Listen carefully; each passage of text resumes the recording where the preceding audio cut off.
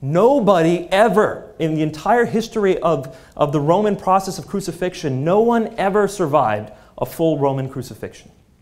Oh, they were crucifying people by the hundreds, especially when it came time, around Jesus' time, all the way till the fall of the temple. They were crucifying people by the hundreds to make a point. That if you rebel against the Romans, we will humiliate you, we will torture you, and we will destroy you and your people. And that's exactly what was happening to all the Jews who were amongst this rebellion that happened in the late 60s, beginning of the 70s, in the 1st century AD. Not a single one of them survived the process of crucifixion. Why? Well, first there's a flogging process. And this flogging isn't light. It's not like caning. The flogging process went with a Roman flagrum. Now, if you understand what a flagrum is, it's a whip that has 6 leather cords that come off of it. And each of those leather cords has leather balls at the end with shards of bone and metal dumbbells. As a person would be whipped, this whip was designed to cause extreme vasodilation on the skin. You have those metal dumbbells there for that reason, to bring the blood vessels, to bring lots of blood to the fore, to bring pain receptors to the surface.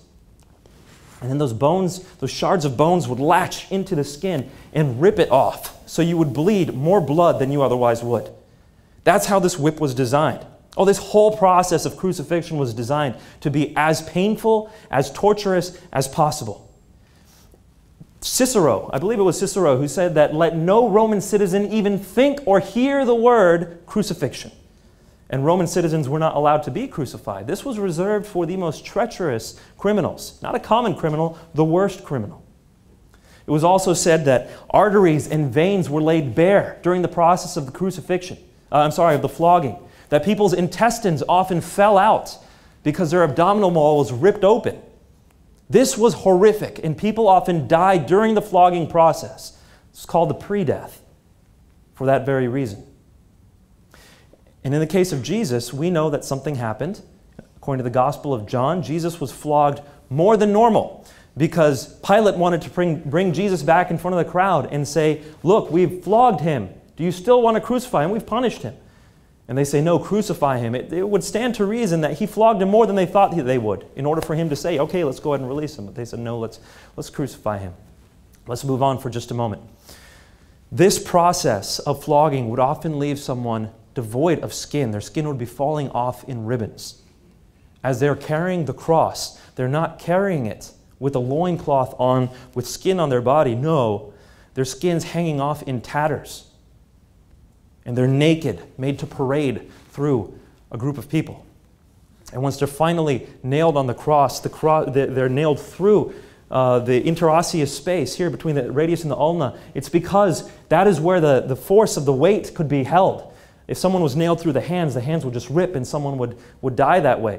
The reason why it says hands in some places is because in those times they referred to this whole area as hands.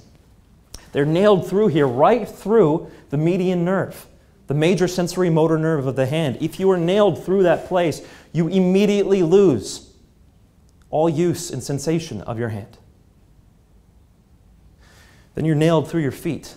A 7-inch nail goes through both your feet. Why? Because if someone were just to hang on the cross, they would have no way to breathe out. As they sink back down, they'd breathe in and they'd have to push to breathe out. Well, what are they going to push against? A nail through their feet. It's to prolong the torture. It's to prolong the death. And when they finally wanted to kill you, they'd break your knees so that you couldn't push up anymore and you'd asphyxiate and die. Or they would stick a spear through your heart. That was a way to be sure that you'd be dead. Or they'd crush your skull with a hammer. Or they'd light your body on fire. Or they'd take your body and feed you to dogs. They were going to make absolutely sure that you died. That was the whole point. And no one in all of Roman history survived a full crucifixion.